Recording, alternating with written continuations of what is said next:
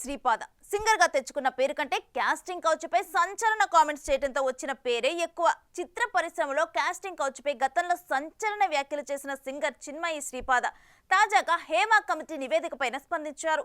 సినీ పరిశ్రమలో లైంగిక వేధింపులపై నియమించిన ఈ కమిటీ ఇటీవల కేరళ ప్రభుత్వానికి నివేదికను అందించింది. దీనిపై చిన్మయి శ్రీపాద ఇండియా టుడేతో ఏమందో మనము ఓ లుక్కేద్దాం. కాస్టింగ్ కౌచ్ పై గట్టిగా గలమెత్తిన వారిలో చిన్మయి ఒకరు.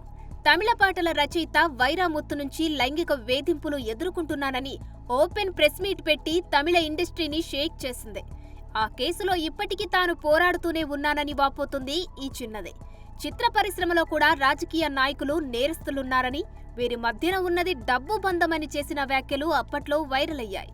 పరిశ్రమలోని వ్యక్తులకు ఉన్న రాజకీయ సంబంధాలే నేరస్తులకు శిక్ష పడకుండా అడ్డుకుంటున్నాయని సెన్సేషనల్ కామెంట్ చేస్తోంది ఈ కోలీవుడ్ అమ్మడు. మనం ఓ సమస్య గురించి ఫిర్యాదు చేసినా, కేసు నమోదు చేసినా పెద్దగా ప్రయోజనం ఉండదని ఆవేదన వ్యక్తం చేస్తుంది చిన్మయి. కేసు సంవత్సరాలు, దశాబ్దాల పాటు సాగుతుందని, తాను ఇప్పటికీ కోర్టుల చుట్టూ తిరుగుతున్నట్టు చెప్పారు. 7 ఏళ్లు అయినా కేసు ఎక్కడుందో ఇప్పటికీ తనకు తెలియదని వాపోతుంది.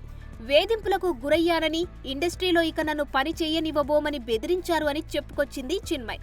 అధికారం, రాజకీయాలు, డబ్బు పెనవేసుకుంటే జరిగేది ఇదేనని చెబుతోంది. హేమ కమిటీలోని సభ్యులు, విమెన్ ఇన్ సినిమా కలెక్టివ్ సభ్యులకు ఈ సింగర్ హ్యాట్సాప్ చెప్పారు. సినీ పరిశ్రమకు చెడ్డ పేరు వచ్చిందని, ఇక్కడ లైంగిక వేధింపులు సర్వసాధారణమని చాలా మంది విశ్వసిస్తారని, అలా జరగకుండా చూడమంటోంది ఈ talented singer. For more videos like this, subscribe Big TV channel.